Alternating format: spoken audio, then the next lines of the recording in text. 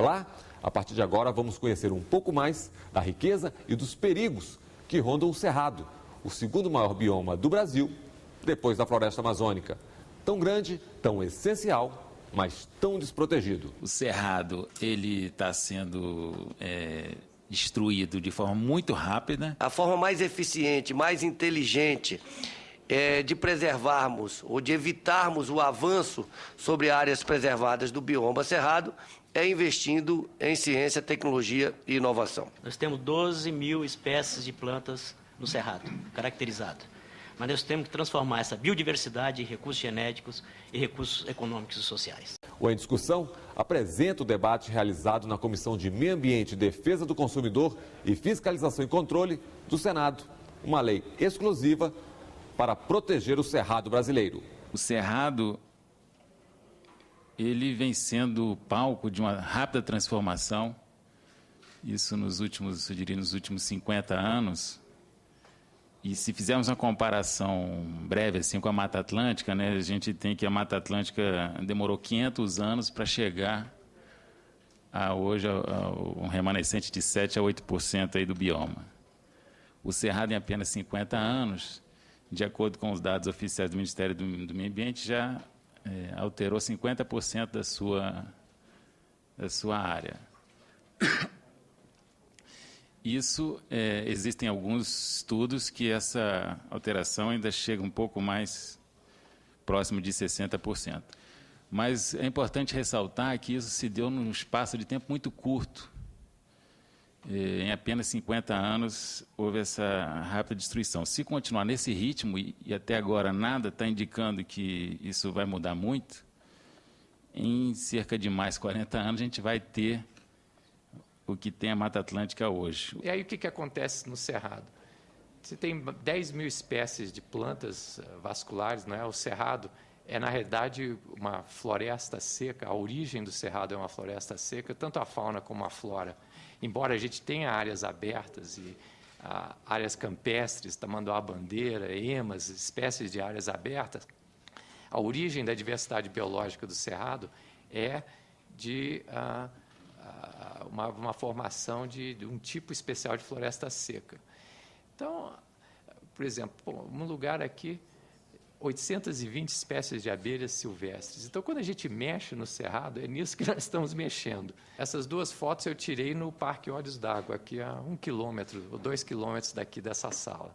Então, mesmo dentro do DF, em todas as áreas, você encontra a biodiversidade do Cerrado espalhada por todas as áreas, inclusive nas áreas urbanas. Então, nós sabemos que o Brasil é o país de megadiversidade, é o número 1 de biodiversidade do mundo, mas, na realidade, está empatado com outro, que é a Indonésia. Então, não é só no Brasil que tem altíssima biodiversidade. Na realidade, o conceito aí dos hotspots e de concentração de biodiversidade mostra que, mais ou menos, 2% da superfície terrestre você encontra metade de todas as espécies. Então, essa é que é a lógica de dar atenção especial a determinados biomas. Não é que um seja mais importante do que o outro.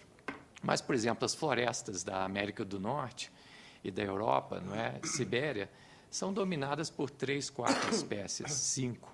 Enquanto as florestas tropicais do Brasil, no sul na Mata Atlântica da Bahia, você tem 400 espécies por hectare. O pessoal diz, no DF já está tudo transformado. Bom, a gente pegou e olhou que nas unidades de conservação, só dentro do DF, você encontra 80% das aves do DF e metade das espécies de aves do Cerrado estão presentes só aqui no DF, nas áreas de conservação. Ou seja, não é um negócio para conservar, você precisa preservar 100%.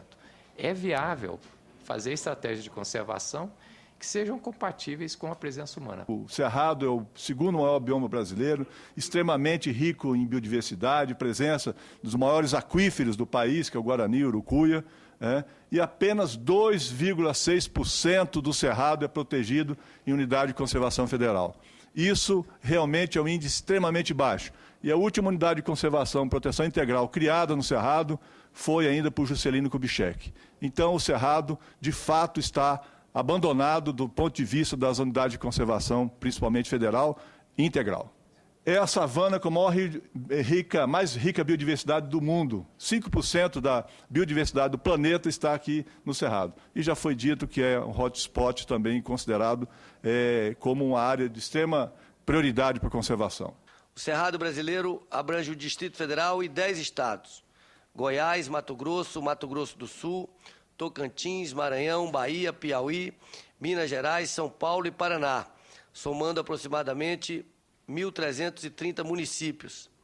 Há manchas de cerrado em outras regiões do país, como as que ocorrem em Roraima, Amapá, sul do Amazonas e oeste do Pará. Originalmente, o cerrado ocupava 204 milhões de hectares do território brasileiro. Até 2008, segundo dados oficiais, cerca de 97,6 milhões de hectares já haviam sido desmatados. Isso significa que aproximadamente 47,9% da cobertura original do Cerrado brasileiro já havia sido removida até aquela data.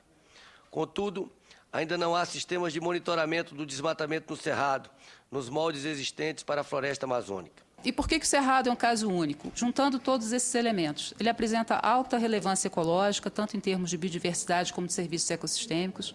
As mudanças no uso da terra no bioma têm sido muito rápidas, então nos últimos 40 anos nós já perdemos 50% do Cerrado, e também bastante drásticas, ou seja, com uma transição direta de uma vegetação nativa para uma agricultura mecanizada. Ele apresenta também extrema relevância econômica e social, e, sobretudo, aí do ponto de vista da segurança alimentar e da segurança energética. A propriedade da terra no Cerrado é predominantemente privada, aproximadamente 60% do bioma, enquanto na Amazônia, por outro lado, há uma concentração em terras públicas. Por outro lado, as reservas legais do Cerrado, elas são em torno de 20%, né, das propriedades, enquanto na Amazônia de 80%. O que isso significa? Que as medidas de controle do desmatamento e de uso sustentável do bioma, elas têm que passar muito mais do que pelas medidas de comando e controle, mas muito mais por um conjunto de incentivos positivos para que esses remanescentes que estão dentro das propriedades rurais façam parte do sistema de conservação da biodiversidade e dos recursos naturais. Então, de que forma nós podemos ter um pacote, um conjunto de incentivos positivos que permitam a utilização dessas áreas de reserva legal ou de APPs num desenho inteligente que permita, então, a conservação dos recursos hídricos e torne o Cerrado menos vulnerável, mais resiliente às mudanças climáticas que já se manifestam. No próximo bloco, desmatamento, queimadas, o potencial hídrico da região do Cerrado. A gente volta em instantes.